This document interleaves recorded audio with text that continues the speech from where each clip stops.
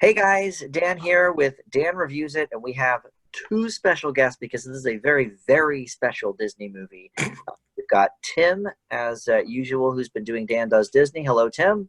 Hi. And then we've got Merlin, also known as Joe, who is doing the more high-profile Disney animated. Hello, Joe. Hello there.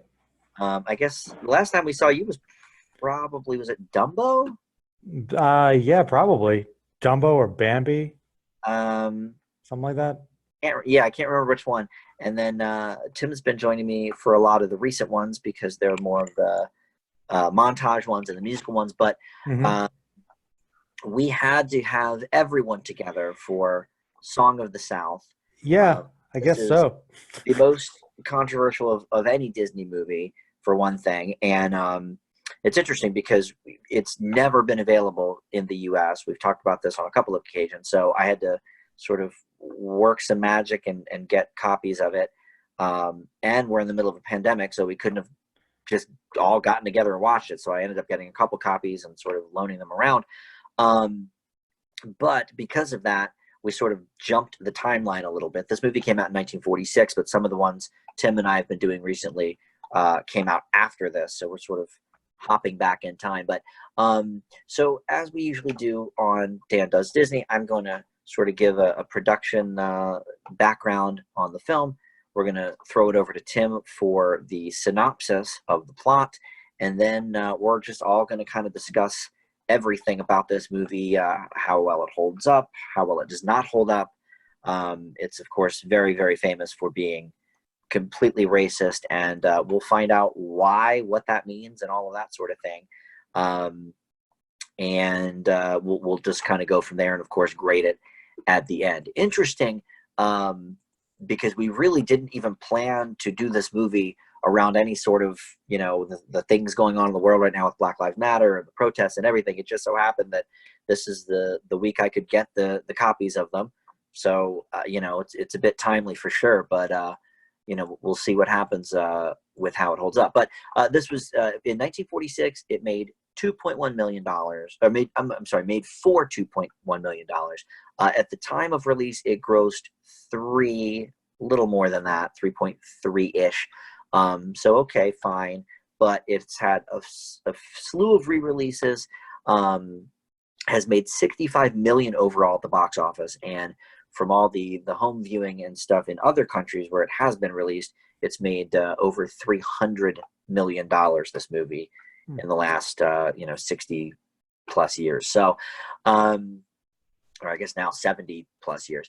Also, in addition to that, the song, which many people know, Zip-A-Dee-Doo-Dah, won Best Original Song at the Oscars that year. And Mr. Walt Disney had a little conversation with the Academy in giving James Baskett, who plays Uncle Remus, an honorary Oscar, which they give out like 3 or 4 of those a year. Walt Disney, to that point, already had 2 himself, and they still give out, about 3 or 4 every single year.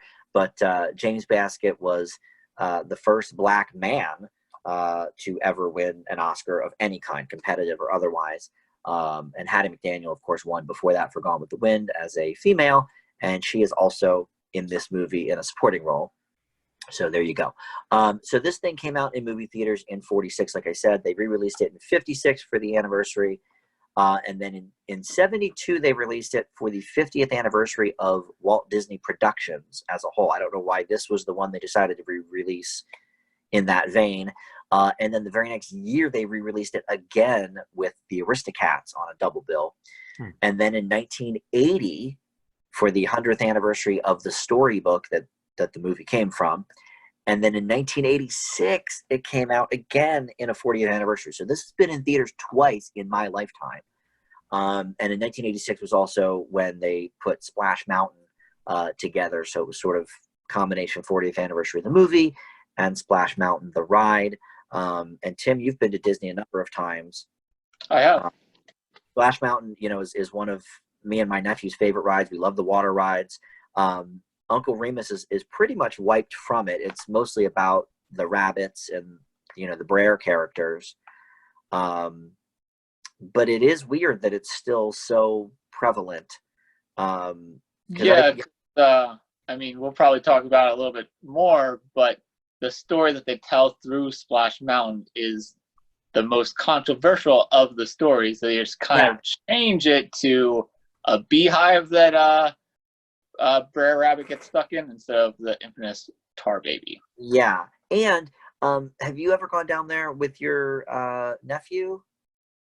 I've been to Disney with my nephew, but we didn't. He was too young to go on Splash Mountain. Okay, because the last time I was there, like 2 years ago, both my nephews were like, "What is this ride even about? Like, we don't know any of these characters." So me and my brother explained to them like what Song of the South is. So I think it's sort of weird in that respect. But yeah, we might talk a little bit more about that later on. But all right, so basically, there were these stories that Walt Disney was buying at the time, and many of the movies we've talked about already have come from some of these stories, much like Sleepy Hollow that we talked about last week.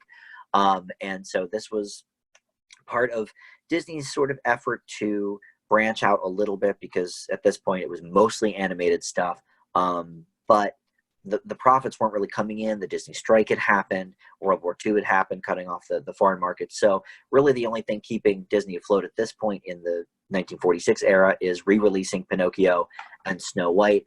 And so finally there was, recouping profits from that. But the contract they had with RKO was strictly for animated films. But animation mixed with live action, as long as there was some sort of animation in the mix, still counted under that contract. So that's actually why we see some of these early movies with the live action animation hybrid, so it could be released under the same terms. So in 1938 is when he actually bought the story. So it was before a lot of the movies we've talked about even came out. And so in 39, he started developing it as a story called Uncle Remus. And at the time, they were going to possibly be just shorts, 2 to 3 animated shorts that were going to be put together with these stories. But essentially, he, came around to the idea of maybe doing it live action. His brother, Roy Disney, which he famously clashed with over many projects, this did not seem up his alley for nothing racial about it. He just didn't think the stories were good enough. He didn't think that it would soak up too much time for a feature length. So they kind of fought about that. But eventually it came to the Disney scriptwriters, and in 1944 they started work on it. And at the time they hired actually a black performer named Clarence Muse to look over the screenplay and kind of see what worked and what didn't. And in addition to him, they talked to the NAACP. So they must have known this was possibly going to be problematic. And this is in the 40s. So I don't know why, they went through everything they did. But apparently it was even like worse than that. Like there were, some things in there, calling people darky, and having Uncle Remus saying, calling people massa. And, these take place after the Civil War. So I don't know why they would be in the script in the first place, but basically the people that were looking over the script were like, okay, like how about no on these things, but you can have this, this, and this. So in May of 1944, they changed the name of the movie to Song of the South, and then started really working on sort of the animation portion of it as well. They went way over budget for this too. The original budget was a little over $1 million, and they went almost double the budget by the time they had to do some reshoots and make the animation and stuff like that. But what else can I tell you? I guess that's really it. I mean, there was a lot of infighting with this movie between, him and his brother, and him and some of the people they hired to consult, and even some of the animators. Everybody was sort of voicing various opinions on whether or not this would be a success. But of course, Disney did what he wanted to do. So he said, well, forget it. We'll just do this. And actually the Zip-A-Dee-Doo-Dah scene was originally, after they filmed it, it was one of the last things they filmed, and it did not go well. The blocking wasn't right. The lighting wasn't right. So basically at that point in time is when they decided to do a lot of those close-up shots that we see of Uncle Remus, with sort of just a very basic or even just white background. That sort of came from that, which is interesting because it's pretty much the most iconic, I guess, because of the song itself. But I mean, those images I think are the most iconic with the movie. So yeah, that's what I can say about that. We'll get to the plot here in a second, I guess. Is there anything else I wanted to say other than that? I guess, I mean, we'll get to the home media stuff later. We always do sort of the home media stuff last. Yeah. But this is never available on home media, so I won't really be talking about that. But we can certainly talk about where this was seen and where it was shown on television, and stuff like that. But let's throw it over to Tim and hear about the plot of this movie, maybe with some hints about why it's so controversial. But we'll get more into that in a bit. Okay, so I have a basic synopsis here, and it's based on the collection of Uncle Remus stories adapted by Joel Chandler Harris. And the film takes place in the southern United States. It doesn't specifically say, but they mention Atlanta a lot, so I'm going to assume that it's Georgia. It's during the Reconstruction era, which is the time after the Civil War and the abomination of slavery. So slavery doesn't exist. However, they never specifically say that in the entire movie. No, and they'll say it's in the Reconstruction area. Did you read, because I know you do some background research too, did you read they were that in the contract Disney agreed to, with the NAACP, I guess, to put in a thing saying like, here's when this takes place. And no one seems to know why that didn't exist in the final product. And apparently there are some lines of dialogue that were going to be in there too, but they got cut as well. Mm-hmm. But slaves never mentioned and slavery is never mentioned. And apparently based off their wardrobe, you're supposed to assume that this is also in the Reconstruction era because of what they're wearing, like that style of clothes by the people who own the plantation isn't available until then. But they don't say it is the main issue. And maybe in the 40s people knew that. I don't know, but I mean that. I don't think so. I think people just assume that this took place during the Civil War because I mean, to be fair, if we're talking about clothes, I mean, okay, maybe this stuff that they're wearing in 1870, that's not that different from stuff in 1860. No. But I did read that online, and I'm like, who's going to notice that? But anyway, the story follows a 7-year-old boy named Johnny, and he's played by Bobby Driscoll, who, if you were following us through Dan Does Disney, we meet later on in chronological order. He's in the Pace Go Bill clip that we watched, but this was his first starring role in a Disney movie. And he's the star. And he is the star of it. And he's visiting his grandmother's plantation for extended stay. While there, Johnny befriends Uncle Remus, played by James Baskett, and takes joy in hearing Uncle Remus's tales of the ventures of Brer Rabbit, Brer Fox, and Brer Bear. Johnny learns from these stories how to cope with the challenges he's dealing with growing up on the plantation and in life. He also befriends Toby, played by Glenn Leedy, and he's a young black boy who also lives on the plantation. And he also befriends Ginny, played by our good friend Luana Patton, and she is a poor white girl that lives somewhat close to the plantation. And the main challenge that Johnny has is that he gets somewhat bullied by Ginny's brothers, Jake and Joe, and in a way they also mirror Brer Fox and Bear Bear. And that is the basic synopsis. Throughout the movie, we get 3 animated sections, and those are the stories told by Uncle Remus. Yes, all of the Brer characters. You got Brer Rabbit running away with the Zip-A-Dee-Doo-Dah bit. Then you've got the Tar Baby in the middle. And then the Laughing Place. The Laughing Place is the final. So, all right. So before we get into, I guess, the specifics of the animation and, the story itself, certainly the Dumbo elephant in the room is the racism. Now, for one thing, Basket didn't even go to the premiere of this movie because he couldn't because of segregation laws. Oh. So, the guy couldn't even go, which is horrible. And even Disney went just to kind of make a couple of hello remarks, and then left and went across the street to a hotel because there were protesters. There were, so, which I didn't realize. I didn't realize that even back in the 40s, this was considered pretty racist. Until really diving in and seeing like all the hands that were on it and what everybody was saying back then. Did that surprise you guys? Because I thought it was more of a recent development. It surprised me a little bit because it seemed weird that people were protesting even before the movie came out back then, because I never heard of anything like that.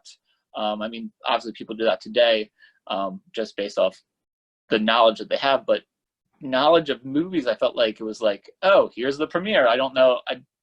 In those days, did they really have a ramp up of like, oh, they're making a new movie? I guess maybe because it was based on the book, and maybe the book was considered pretty racist. I don't know. I mean, that's my guess, but yeah, it is odd. And since the NAACP were involved, maybe they had released a statement or something that was like printed in the paper that said like, we kind of condemn this movie, and I don't know. Yeah. But Joe, you had never heard of that, right? I mean, even yeah, considered. I mean, I knew that this film kind of had an academic sort of reputation as like, okay, here are some classic examples of, misrepresentation of the South back then. That's kind of what's so infamous about it is, we'll talk about it more, but obviously Uncle Remus, his whole persona, as well as the other black characters that they're, you see, even if this took place, after the Civil War, and it's interesting that it never specifically says that, for one thing. I found that to be very. That's very interesting. And even if it did, most of those slaves became essentially indentured servants that didn't have much better conditions and ended up working for their former slave masters, and probably weren't that much happier than they were before the end of the Civil War. So the portrayals in the film are probably wildly inaccurate anyway. But I'll be honest, by like 1940 standards, I was surprised, like, because I read like just a little bit after watching it in the brief time I had, and I was like, oh yeah, so this had a little bit of concern by some journalists, and like they thought it was even kind of risky putting it out back then. I was a kind of surprised, but I guess even by standards of the time, it was a bit much. Well, and that's what I thought was weird about it, because I knew obviously it had never been released here in the U.S. I actually thought that it was released on VHS in the 80s, which obviously that's false. But I knew it had gotten at least a few theatrical releases, which obviously I talked about at the top. So for them to have that history behind it and then still keep releasing it decade after decade after decade, I'm not exactly sure what the purpose of that was when it was clearly problematic from the beginning. Did you guys either of you guys just look at Rotten Tomatoes out of curiosity? I did. I think it only has 11 reviews on it. Tim, did you see it? I didn't look at Rotten Tomatoes. I looked at some of the reviews on IMDb. Okay. I think Rotten Tomatoes is 50%, right? Let me look. Yeah, the critical's 50, but I always look at the popcorn, which is more like general audiences, and it was like a 72. I was expecting this movie to be hated, but the few people that reviewed it online from that site seems to be okay with it, and I'm just confused about the perception of this movie too. There were a lot of positive reviews on IMDb as well. Really? Yes. That's so weird to me. That's really weird. It's weird to me as well. I think from a technical perspective, which I think we'll get into sort of last. I think from a technical perspective, you could see why people might see this as a success of some sort. But I mean, I don't know. Like when Joe and I did Dumbo, and Tim, you've watched Dumbo, and I know you caught up on the Dan Does Disney videos. We had always heard like, oh, the racist crows. I didn't really think the crows were all that racist at all. I mean, they had the best song in the movie. It was an uplifting song, and it wasn't like Zip-A-Dee-Doo-Dah is a little bit different in sort of Context. history and context. Yeah. But they also were upstanding citizens. They were trying to help people. Dumbo. Like, Yeah. like to me that. So I was sort of thinking, oh well, maybe it'll be like that. Maybe this movie is sort of gotten maligned, unfairly and unjustly, and even before the lens of the events of the last week or so, maybe this won't be that bad. Oh my God, like this blew me away with really, really how badly racist it is. I mean, it reminded me of Judy Garland doing the blackface. That's what I kept thinking the whole time I was watching it. Babes in Arms or whatever movie that was. With Mickey Rooney, With Mickey Rooney. And one thing I found out actually in some of the last of the research I did for it, do you guys realize that the song Zip-A-Dee-Doo-Dah has sort of a checkered history? Like, I had always thought it was an uplifting song, like Zip-A-Dee-Doo-Dah. It comes from a pre-Civil War song called, and I apologize for the terminology, I didn't write the song, but it's called Zip Coon, and it's basically a Negro spiritual for, I mean, it's more upbeat, but for all intents and purposes, that's where it comes from. Like working in the fields, basically. Yeah. So, which I never realized. I wasn't aware of that, and I wasn't aware of where it takes place in the movie. Like, that's probably one of the most glaring things, is that it takes place when Uncle Remus tells his first story, and he's saying, oh, this story came when, in the olden days, just fun and dandy, like, everything was satisfactual. Mighty satisfaction. Like, so basically they're underlyingly saying, oh, in his mind, it was great to be a slave. Right. Like, I'll tell you what. And like, then he goes into this colorful world and sings Zip-A-Dee-Doo-Dah, which is a really catchy song. Very catchy. And they still play it at Splash Mountain. It's not like, but that's the thing. People who go on Splash Mountain don't realize where it came from. And even if they do realize that it came from Song of the South, like, they're like, oh yeah, that movie. Most of those people haven't seen the movie, and they don't know that it comes right when he's telling the first story, implying that being a slave was awesome. Right. Yeah, that was basically my perspective my whole life. I mean, I had seen clips of the song in like different, Disney compilation videos or whatever, and I sort of thought, well, hey, this is a real like toe tapper, Zip-A-Dee-Doo-Dah, Zip-A-Dee-A, and then it's like, when you really look into it and in the context of the movie, it's like, holy cow, this is rough. Like, this is not okay. It's pretty awkward. So it's pretty awful. So boy, oh boy. So I don't know. Like, where do we go from here? We can talk more about racism. God knows there's a lot of it. One of the problems with this movie is that, one, it doesn't specify the time period. But two is, even if they specify the time period, is that they falsely romanticize this time period. And they basically, like Joe was saying, the life of the black people after the Civil War, they became indentured servants, or they had to move to the North, which they didn't really, not that much better, because they didn't really have much money to do that in the first place. So, like, and a lot of them still couldn't read, so it's hard. The same situation, really. Right. So all the black characters are very happy, and they're very cheerful, and they have a great relationship with the owners of the plantation. And it just, even if it was like employer like relationship and not the master slave relationship, which most people assume while watching this movie, it's not the best picture. And it's what they don't address is the big issue. is that they're basically looking through rose-colored glasses at this time period.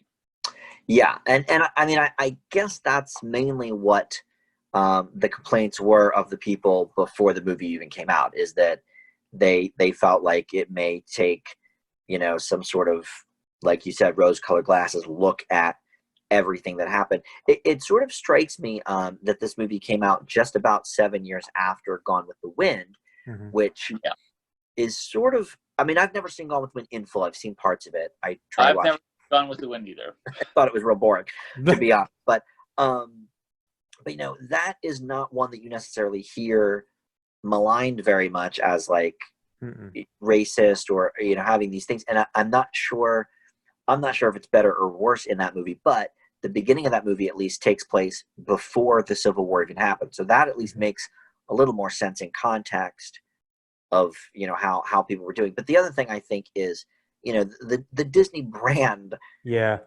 is very much for children, for families, and so I guess let's talk a little, and believe me, audience, it's not lost on me that we're three white men talking about this movie during the Black Lives Matter movement here this week. But I did find out something, and I'm actually going to check this out. There is a 6-part podcast called, the show is called You Must Remember This, but they did a 6-part look called 6 Degrees of Song of the South.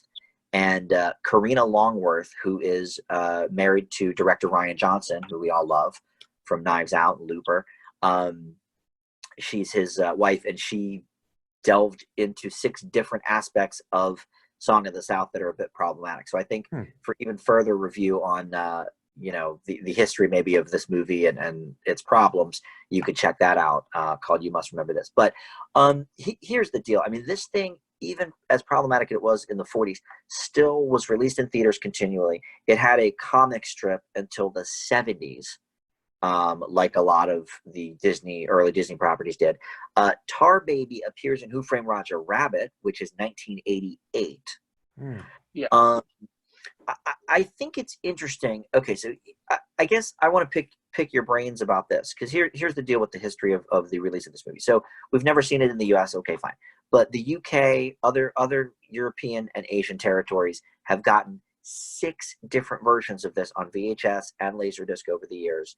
To my knowledge, there's only one DVD version, and that was in Taiwan. So by the time DVDs came out, even overseas had realized, like, okay, this is probably problematic. Let's stop releasing this. But this thing ran on the Disney Channel through the 80s and 90s, except for the Tar Baby scene. But other than that, completely uncut up until 2001. So, I mean, a lot of kids were watching it, that are now only in their 20s. And many of the Disney CEOs over the years, starting with Michael Eisner in the 80s, have sort of had a stance of like, we're not going to put this out to the American public. We're not going to, do this or that. It certainly is not on Disney Plus, and that's one of the things people complain about, I guess, that glaring omissions, because people are curious. People want to see it. And 2 of their CEOs, including the current one, have said that, we've discussed Sound of the South at length. We want to do something with it to bring it to the people, because it is a part of Disney's history. We just want to make sure we do it in the right way. Whoopi Goldberg, who is a Disney legend, has stated that she would like to see this movie released in full and uncut, with a disclaimer or whatever. And Merlin, your buddy Roger Ebert, who famously has been against movie censorship of any kind when he was alive, actually agreed, this should not be released. It should not be seen. So there's a lot of differing views on this. So what do you guys think about, obviously we've had several segments of this released over the years on different compilations. In fact, the 2004 Alice in Wonderland DVD had a few clips of it from this special they did in 1950, some Christmas in Wonderland special. But what do you think? I mean, should it be available? Should it be, thrown in a fire, never to be again. Where do you guys sort of fall on that? Well, I mean, I don't want to see it be released on like Blu-ray or anything like that, because that's them just making more money off of this. But if they wanted to do something with Disney Plus, I could see something like that, but it would have to be with some type of disclaimer, and I don't think a disclaimer is good enough. I think you'd have to have Discussions. like, if Whoopi Goldberg is wants this out, I think that she could do an intro about it, explaining stuff, and then have a discussion afterwards as well, explaining like the context of this movie and why things are not okay with this movie. And Whoopi Goldberg, I have these Looney Tunes Golden Collections, they're called. And starting with, I think, Volume 3, Whoopi actually does intros and says, look, these are products of the 30s and 40s and 50s, and include a lot of things that are, seen today as very inappropriate, and they were also inappropriate then, but it was a different time, da da da da da. But Warner Brothers wants to present these uncut to you as they were, da da da da da. So I agree. Here's what I think, though. I don't think Disney Plus is the avenue for it, just because Disney Plus is so kid friendly. I would don't want them to make more money is the problem. No, and that's a good point that I didn't think of. So here's what I would suggest, and Joe will have you weigh on this too. But because I do agree, actually, since you said that, they probably shouldn't make any money on it. Either they could sell it and do a DVD Blu-ray with 100% of the profits going to the NAACP or something. Like they could do that. Or let's not forget, Disney also does own Hulu. And Hulu actually has, child protections or whatever on it, so that if it is a mature audience show, kids wouldn't be allowed to see it. So you could have it on Hulu in sort of the TVMA category, and with the disclaimer. And I think the Q&A afterwards is a great idea. I hadn't thought of that. Joe, what do you think? What should they do with this movie? Well, actually, I kind of agree with both those things you said. I understand it's a good point, Sam. You don't want Disney to actually make more money from this. So I think that actually having it, if you're gonna do that, like have the profits go towards some kind of good cause, maybe about race relations, civil rights, something like that. That would make perfect sense. I also think that, heck, Disney, let's go further than intro and Q&A. Let's have Disney do a special talking about it. Like really, like a full-on, because I mean, obviously, the company wants to, not have that brand association, and it seems like they're very much reactionary. Let's just shove this in the closet, much like the Crows, thinking about axing them. And obviously, trying to cover up your history is not a good way to learn from things and improve. So pretending it doesn't exist is not a good thing. But I do think that making it available definitely be a good idea. But disclaimers, some kind of special related to that. Let's look into it. Let's talk about it, have a discussion about it, and have Disney be the proponents of that. And with that in mind, they could also, if you want to access it to more people, that maybe don't have Hulu, they also own ABC. I mean, you could literally, Joe, like you said, make it go even further than the Q&A. They could literally run it on ABC some night with, disclaimers the whole movie, across the bottom of the screen or whatever. But in and out of each commercial break, having sort of discussions or whatever. I mean, it would certainly be picketed, and it certainly wouldn't be looked upon by some as, the right thing to do. But I do think that, the discussion needs to be had. I agree. I don't think, stocking it away. And it's funny because it's something everyone knows about. Yeah. Some things, like, when Joe and I were watching those old Popeye cartoons from the 20s, there was some problematic things in there for sure. Very problematic. Very problematic. But people don't think of Popeye today as a racist character or anything like that. But Song of the South is a known entity by pretty much everybody. Yeah. So it's interesting that, they haven't done something with it yet, just to kind of just lock it up into the vault and try to sweep it under the rug and be like, oh, this didn't happen, is not the way to go about it. Right. I agree with that. And I think Whoopi is a great bastion for that, because she is a Disney legend. And I'm not sure, Did we ever figure out why that was, Joe? I think it's because of Sister Act, personally. I guess so. Yeah, I didn't really think of her as being a Disney legend, but I guess so. I guess maybe because ABC's owned by Disney and she's on The View. I don't know. But, I don't know. Maybe she just loves Disney. I don't know. They got a good relationship. She was crowned a Disney legend in like 2011, like that. So, why not? but I think having her, speak up about that is interesting. But I thought the Roger Ebert line was interesting, since he's never been about movie censorship or anything, saying, this absolutely should not be. Actually, you know what? The thing is, okay, the interesting thing about Roger Ebert, from when I was really into like checking out his old reviews and his essays and things, he obviously was very much about civil rights and equality, and having a good relationship with the Black community. I think his wife was African American, so he was. So that might have had something to do with it, because he let his personal feelings come out in a lot of his reviews. But with him, censorship always seemed to be about things that were heavily related to violence and things that would be unsuitable. Like, what was the content, the direction? Like, what was there a good moral ground for releasing the film? If he collided with that, he'd be like, no, it gets no stars. So maybe Song of the South was something along those lines. Like, this comes from a bad place, with bad intent. And he said it was specifically because Disney is such a family-friendly brand, and children, don't quite understand a lot of times, like, context and things like that as much as adults do. And so he felt, I think, should just put it out there, on a DVD or something, pop the kid in front of the TV and leave.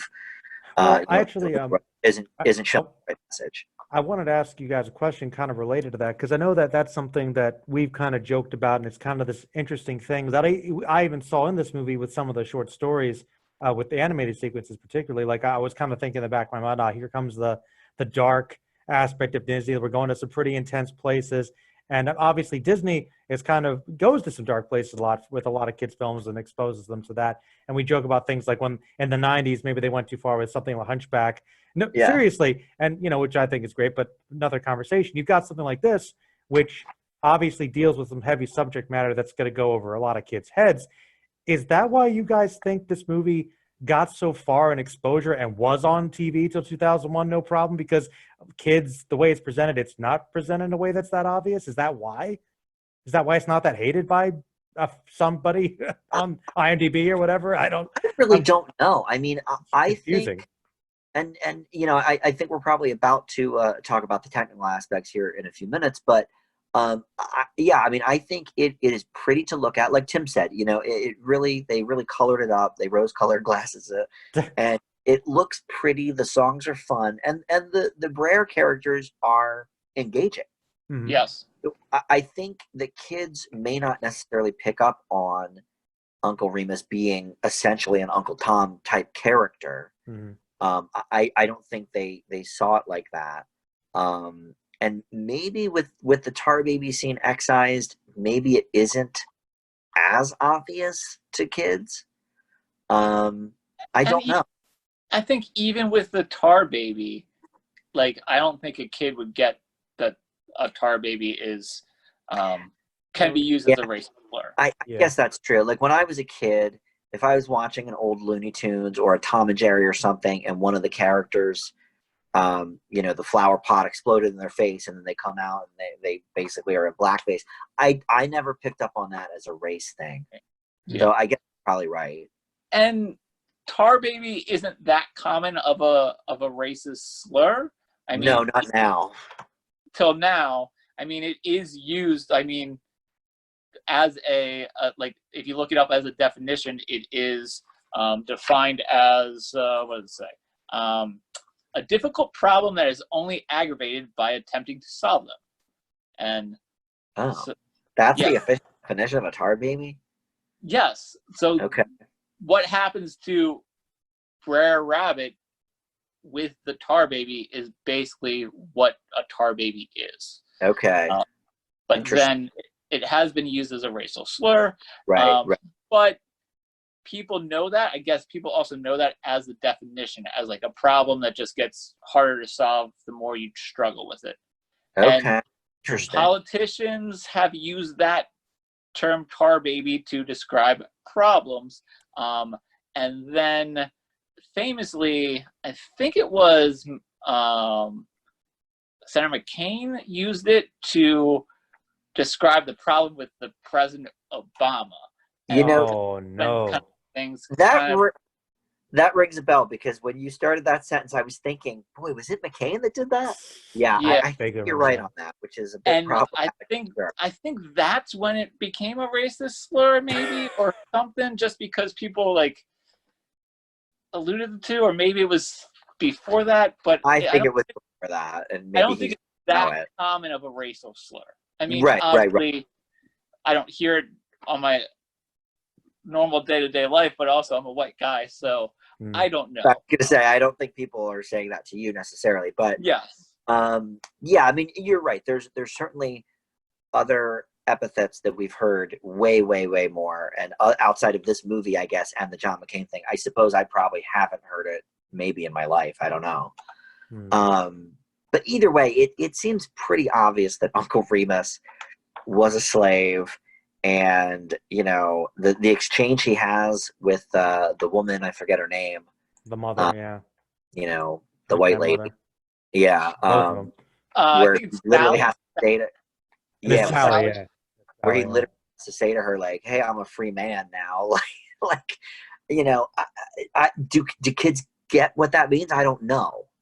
Probably not maybe really. not anymore, you know, at this point. But in the 40s, I mean, you know, they're in the 40s, the kids that were watching that movie, their grandparents could have potentially been alive during the Civil War. So I don't know, but yeah. All right. Well, I think we've talked to death about the racism, but clearly I think we can all agree it's there. Yeah. And problematic, to say the least. And I could see why it's a very touchy subject. But let's talk about the actual movie itself, because I personally think, from a technical standpoint, it's to this point the best of the animation live action hybrids that we've seen. Tim and I have seen a lot recently, and some are better than others. Even within the same movie, some shorts are better than others in terms of how it looks between the animation and the live action. But I thought the animation to this, especially sadly during Zip-A-Dee-Doo-Dah, when he's got like the birds on his fingers and stuff like that, to me was just seamless. I was blown away by it. Yeah, it was probably the best hybrid with live action to date. The quality of the animation wasn't as crisp as some of the other ones we saw, but also the quality of the movie copy that we had was also not good. So I think that's why. Let's say that the movie version that we saw, it is the full version, but it was copied from a Japanese Laserdisc. So every time a new song started, the Japanese subtitles would come up.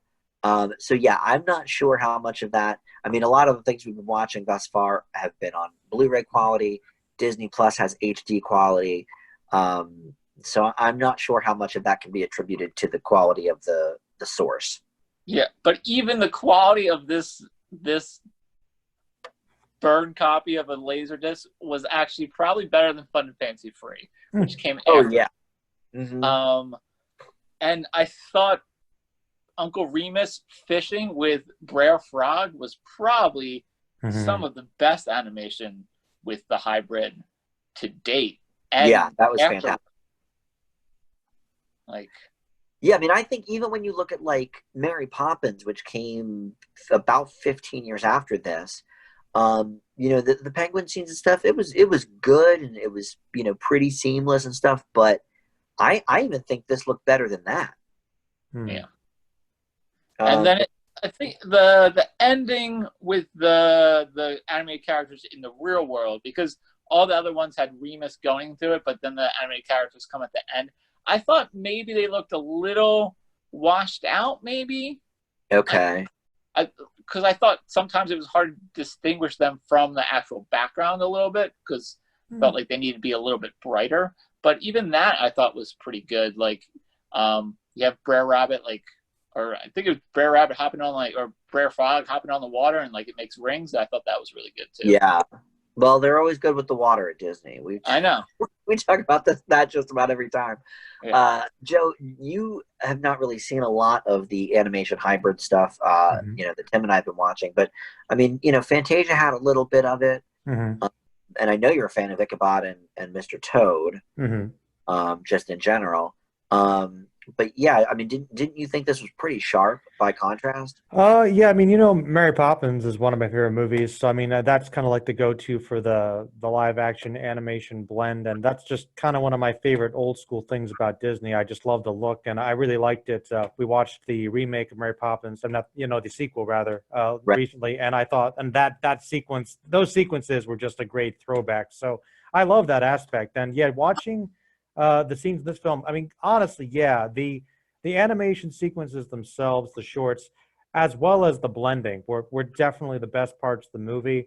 And unfortunately, they are kind of with some of those scenes. But I kind of actually agree with what Tim said. My favorite part was actually when Uncle Remus is fishing with the frog, and he kind of like casts his line out, and then it goes out into the distance, and then you have the close up, which is just the lure. And I looked at it for a second. Oh, that's really awesome. And it was just beautifully blended. I thought that Yeah, was so cool. fantastic. It's very well done. I'm like, wow, it's just one of those moments where classic Disney, we're going through, like, wow, they accomplished this amazing effect in the 40s. Like, that's just brilliant. So Well, those were the best parts for me, technically speaking. yeah. How about the kids?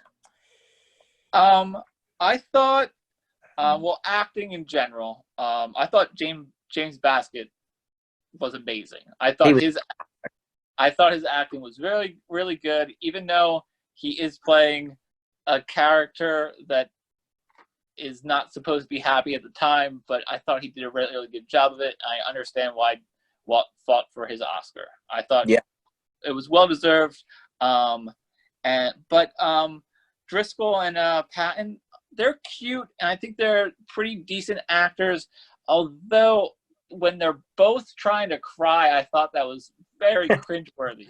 Like they both have crying scenes, and like that alone was just like, oh.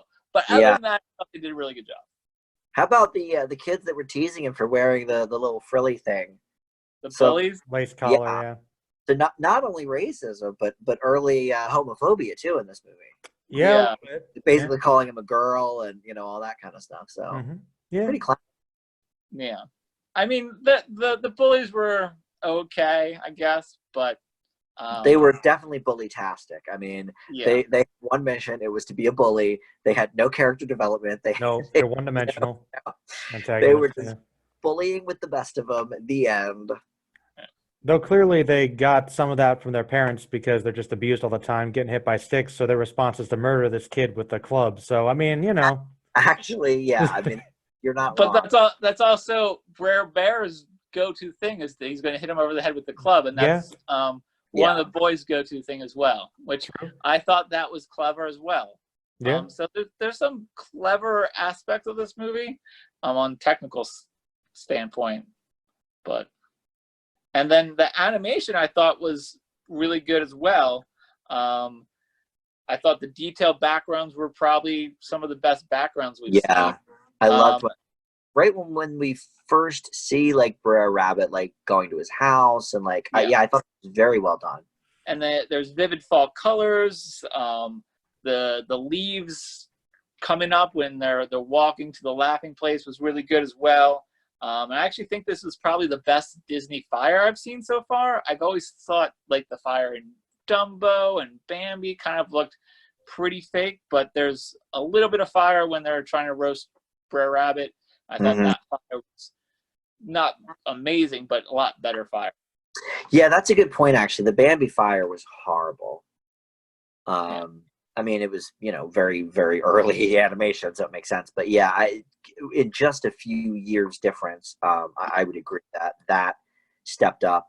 How about how spoilers? Because I know a lot of people watching this probably haven't even seen the movie. But how about at the end of the movie where basically the kid's gonna die, and then Remus comes in and tells him a story, and then he lives, and the end, and everybody's happy, and Hmm. It pretty went to like a classic kind of ending. dark place there for a little bit. But I mean, I think that might be a reason why, like, I don't know. like the parents are pretty awful in this movie. Oh, they're So terrible. awful. Terrible. The father is away. The mother is horrible. She's She doesn't terrible. want him to hear stories from Uncle Remus. So, like, the father figures Uncle Remus, but, like, I He's an think that indentured servant, might so. be an issue with some people as well. See, to me, I think that makes it good because that means he's the only responsible adult in this whole movie. Yeah. Regardless of how he's treated by the white folk. I mean, he is clearly intelligent, and he really saves the day. I mean, at the end of the movie, he saves his kid's life. Yeah, he did. So that's, I don't know. To me, that is something. Yeah. I did notice, like, I did read that Uncle Remus is the only starring black character for Disney until The Princess and the Frog. Oh, I was just man. gonna say, Princess and the Frog. Until Princess and Frog, which came out, 2009, somewhere around there? Yeah, that's wow. So, but that's I guess maybe that's why it has a lot of positive reviews on IMDb and Rotten Tomatoes, is because, I mean, you don't really see that many Disney movies, in general, that have a starring black figure. That's a good point. No, that's true. Yeah, I hadn't thought of that. I wonder how much of that is the controversy that got stirred up, and Disney saying like, "Oh, well, we don't need these headaches or whatever," without realizing that it was more the context of the picture than anything else. I don't know. I mean, it's obviously impossible to say, but boy, that is interesting though. Yeah, I mean, when I think of the classic Disney actors, you've got like Haley Mills, Kurt Russell, Don Knotts, Buddy Epson. Yeah, I mean, they're all pretty classically white. And even in the cartoons, I guess. Although, I mean, they do have a lot of animals in cartoons too. Yeah. But yeah, boy, Princess Tiana. Who was turned into a frog, so there's been controversy about that, You're not wrong. Apparently. Good movie. I think so. I mean, I don't know. I feel like in the 90s they diversified, even before Princess and the Frog, because you did have Mulan. They were trying. They were trying. I mean, Mulan's a little problematic too, but a lot of white voice actors. Pocahontas. I'm not saying that. Pocahontas. Yeah, I mean, obviously Aladdin. Yeah, I mean, it's funny that it's a lot of a lot of one step forward, two steps back kind of mentality with a lot of those movies. I guess that's true. I mean, I feel like now in the last decade or so, there's been several examples, like A Wrinkle in Time. Certainly, I mean, the Star Wars universe has a lot of African American characters. And then and then you have the Marvel universe as well, which also Black Panther. But I mean, it's straight Disney though. Straight Disney. You don't got anything until G or PG movie. You're right. I guess it is still pretty rare. Well, that's interesting. Well, he certainly did a great job. I mean, you're right about that. I don't know. Let me look him up quick. Did he do really anything else? He died a couple years later. Oh, you're right. He only died in 48. Wow, he was 44. Young man. He died, I think, really shortly after he got his Oscar. Huh. Yeah, it looks like it. Yeah, and Song of the South was his final film role. Boy, that's he had a heart attack. Yeah, I did read that he only went in to audition for the voice of a butterfly, and then got the role of Uncle Remus, still voiced the role of the butterfly, and then he did the voice of Brer Fox as well. Yeah, he wasn't the first choice. Well, and he also did one of the crows in Dumbo. Oh. Okay. One of the classic crows. Okay, so here's what, before this, he was best known for the radio show Amos and Andy as a lawyer. You guys have heard of Amos and Andy, I assume. They're pretty famously racist from back in the day. Largely because I think it was white people voicing the two lead roles, and they were doing like a bit, that was horrible now, I'm sure, and even worse, horrible then and even worse now. But okay, so he was in Amos and Andy too. That's probably where he got his foot in the door at Disney, since that was such a famous radio show. That's very interesting. I did not realize he died right after this was made. Well, I'm glad he got an Oscar for it, at least. That's awesome. Yeah, well, I mean, this one came out in 46, and then and he got died the Oscar, I think, 2 years later. It would I would think at the 47 Oscars, right? Oh, maybe a year later. So yeah. Yeah, I don't have a date on that, but yeah, I would say it was probably in. Well, it was the 1948 Academy Awards. So it was probably in February of 48. Okay. So yeah, it would have been right before he died. Well, that's great that he got that then. Yeah. All right, so with everything, God, how do you even grade this movie? I don't know, because I mean, on a technical standpoint, there are some great things about it.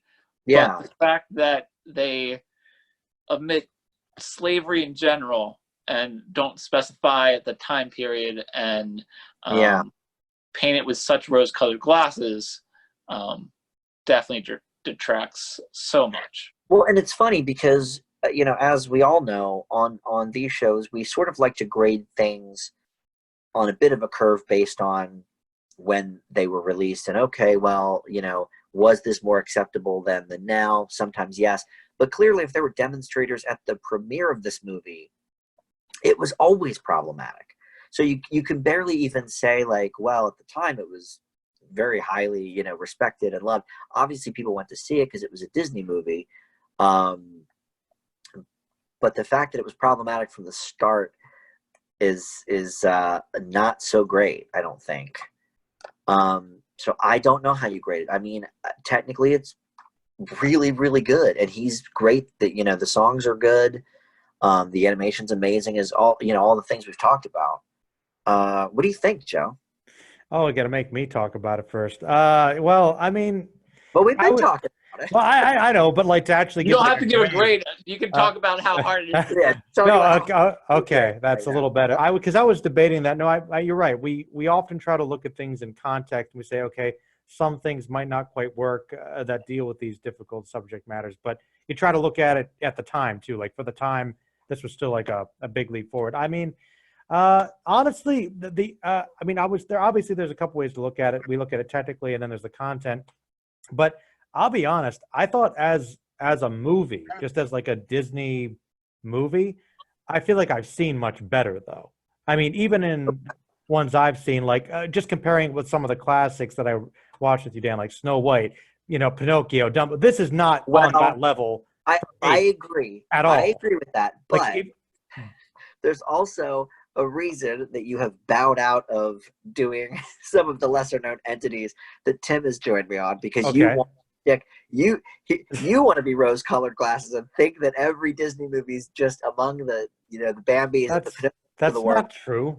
Whereas there's no, it's just music does exist. And well, I know, but I mean, I know that I wasn't looking at it purely because some things were controversial. I'm just like, I don't care that much about those movies, and I think most people don't as well, because I guess they weren't just as advertised as much as I mean, I was just going to do them solo, until Tim stepped up and said, "Hey, look, Disney Plus is coming. I'll do them with you." Okay.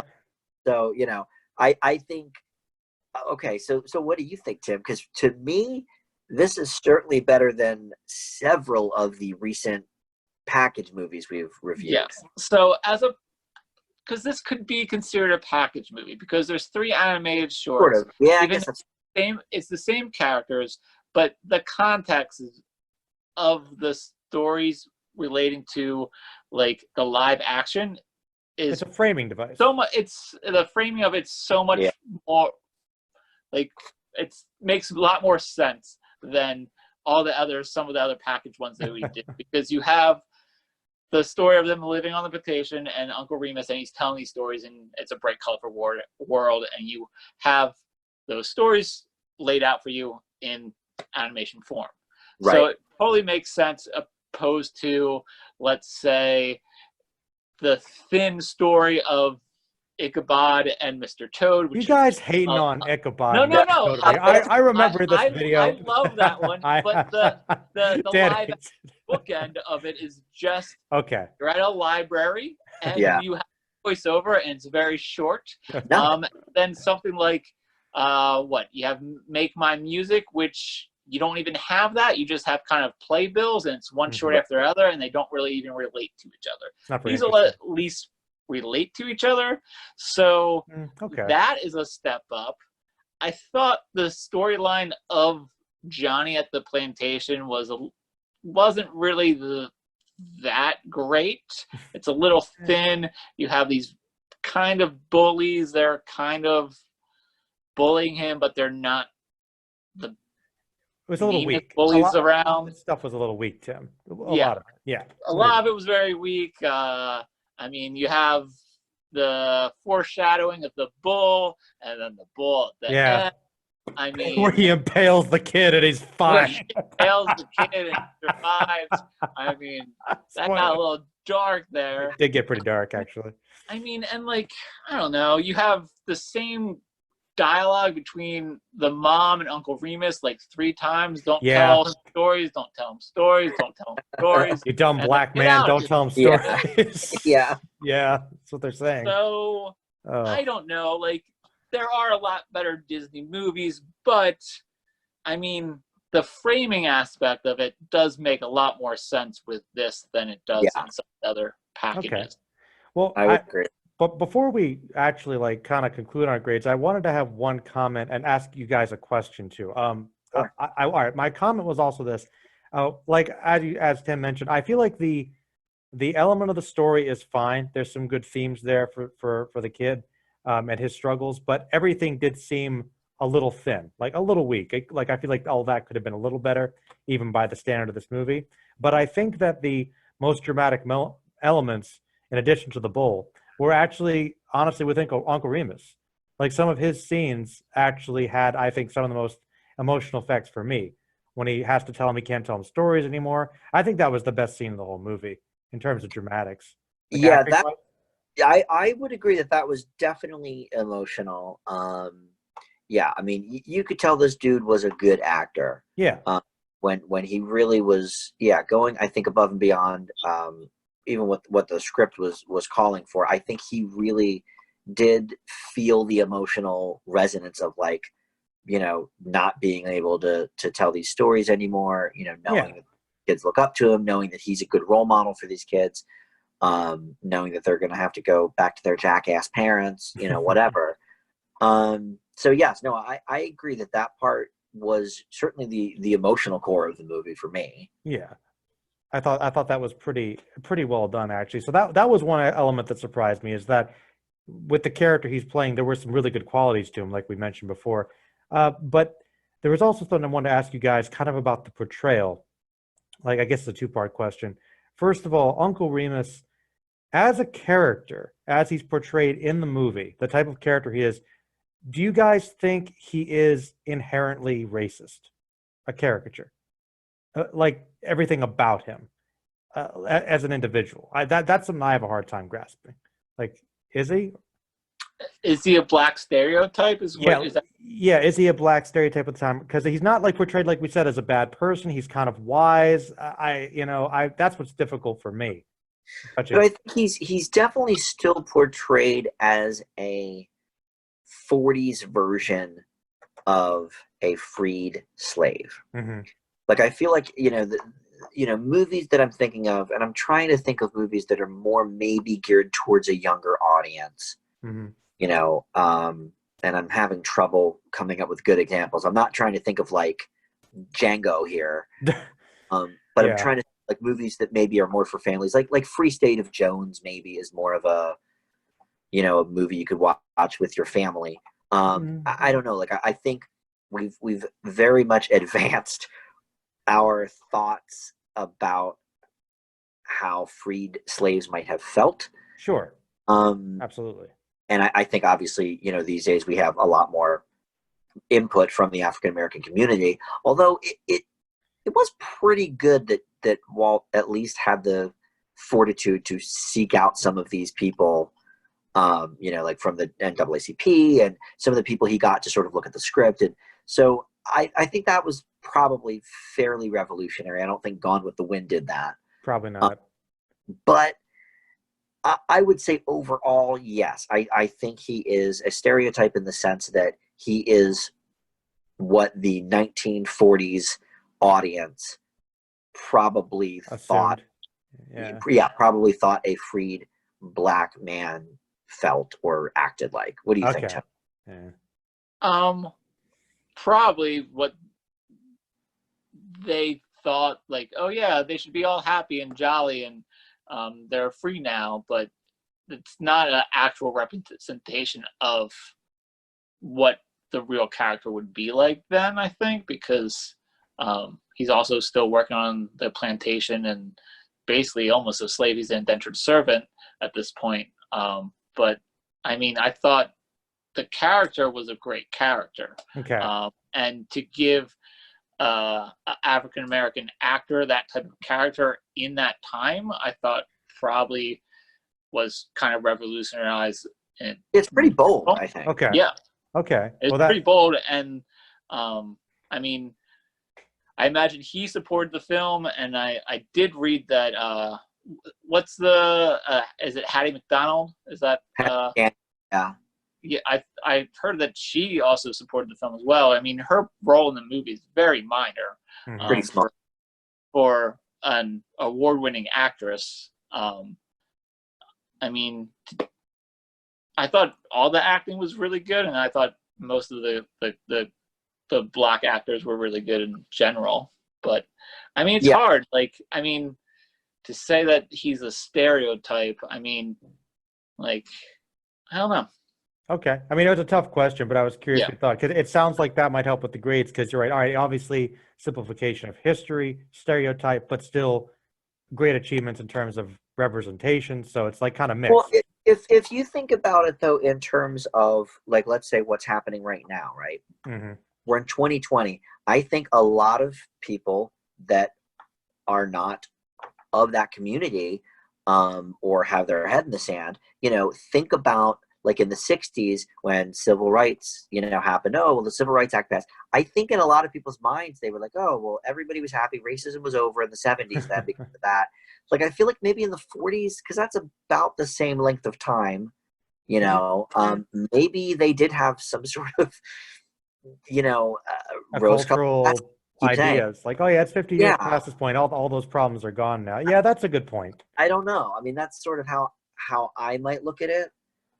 But yeah, it's impossible to say what people in the 40s were thinking when they made this movie, but I think that's probably, like, I don't think Disney necessarily set out to make a racist character, or, I think he set out to make a strong black character that at the end of the movie saves the day. Mm-hmm. And he did. And he did. And all the kids looked up to him. And so in that respect, I mean, I know people have been saying my whole life that, oh, Disney's racist and Walt Disney was such a racist and this and that. I don't know that that's true, Well, it's hard to say. It is hard to say. Like we said, I mean, you got to look at it at the time. Like, okay, he clearly wanted to have black representation in this movie, but the character was still a stereotype and a simplification of the past. Right. Because you like those stories, which you probably grew up reading or something. So, it's like it was the time. But that was it. He grew up reading these stories, so Yeah. To him, he probably was like little Bobby Driscoll and sort of infatuated with the idea of this character telling these stories. Mm-hmm. And so, in that respect, I think it was made lovingly at the time. I just think it's incredibly problematic. It's just very flawed in retrospect. But I don't think, I don't think Disney set out to make a caricature. I don't think he set out to make racist movie. a joke of a character or a racist character. I really don't. Okay. All right. Well, So with that in mind, like, I just think they needed to address slavery at some point in this movie, and race in general. And I think then that could have solved some of the issues. And I guess they didn't want to do that with a kids movie in those days. That's what I'm thinking is because at this point, like the Hays Code had really just recently been enacted. So parents were more paying attention to what their kids were going to see. So they weren't just going to see bloody gangster movies or whatever. So Joe's favorite. But I think probably not that he was necessarily saying, let's sweep the Civil War under the rug, but I think for whatever reason, he decided to not sort of make it clear that like slavery was over. This was not a slave presently in this movie. But yeah, I think, I don't know, unlike some of Walt's other movies like The Three Caballeros, I don't think he was meaning this as a history lesson of any kind. No. And you know, by that, I think because he makes Uncle Remus the hero of the story, I don't think the movie on the whole is as racist as some might think it is that have never seen it, but there's no doubt it's racist and problematic for sure. But I don't know. So just not at the time consciously is what you're saying. So do we grade this movie? I mean, or do we just say it doesn't get a grade? I don't think it should get a grade. I think you should just say, technically speaking, it does have some great aspects, technically speaking. All right. Story-wise, wait. It doesn't have that. Wait, how about this? Story. How about this? We could do an asterisk. Like, if this movie was not racist at all, like just by bare bones. All right, but now you're talking about director's cuts that don't exist. I know. I'm just saying, like as a movie, as like a plot, technical, what would we give it? And then I like if that wasn't a factor, just out of curiosity. Okay, well look fine. Just come on, no. Skipping the grades. Okay, look, from a technical standpoint, listen, we've not graded things before. I didn't grade the Parks and Rec reunion special because I was like, it's a special for charity. Like it feels ghoulish to give it a grade. Didn't grade half the Frasier either. Well, it's true. We didn't grade half, although we graded the season. I think from a technical standpoint, this movie probably gets in the A-B+ range. I think the animation hybrid stuff is excellent, best that Disney has done to date for sure, and for years after. But like Tim mentioned, I mean, some of the acting is not the best. Not from Basket. He's amazing. But some of the other adults aren't that great. The overacting from the kids in the emotional scenes is a bit much. So I would say I would put it in that B+ A- range, technically. Okay. From that standpoint alone. Okay. Does that satisfy you? Yeah, it satisfies me. What would you say about it? Yeah, I don't know if I liked I wasn't as compelled by the story as much as you guys were. Like, I liked it, but like I said, I think that it was maybe a little thin for the time, even with just some, but I do agree with Tim said with sort of the matching of the situations in these shorts with what was going on in the story. For lessons, that was kind of cool. Well, keep in mind too, Joe, that if we take Fantasia out of the mix, this is by far the longest of the Disney movies to date. It is a long one. Those even the package movies that Tim and I saw are no more than typically about 70 minutes. This was about 100 minutes. Okay. So you've got an extra half hour of story here. Okay. So you have to give something for that. All right, that's true. You're right. So it is more like a fleshed out movie. Okay. No, that's fair. That is fair. I agree. I think some of the acting was inconsistent with the adults, particularly. But I do think that the Uncle Remus character, for what he was, had some good scenes. I did kind of like some elements of that. The animation was pretty good. Design-wise, my favorite thing was actually Brer Fox, like how they did his teeth. He looked like a very menacing, scary character. I thought they did a good job animating him. I was very impressed by that. So that was actually pretty interesting. I'd probably give it like in the B range, probably like a solid B for me. Like I do. Like, I really like the animation sequences, but the story overall presentation, when I'm comparing to the other things I've seen that were classics, like Pinocchio, I'm sorry, I don't think it's on that level. No, it's absolutely not. It's not. Look, we gave those movies A+. So I think my for this is all right. That's fair. Tim, how about you? Just looking at technically speaking, the story is a little weak, so.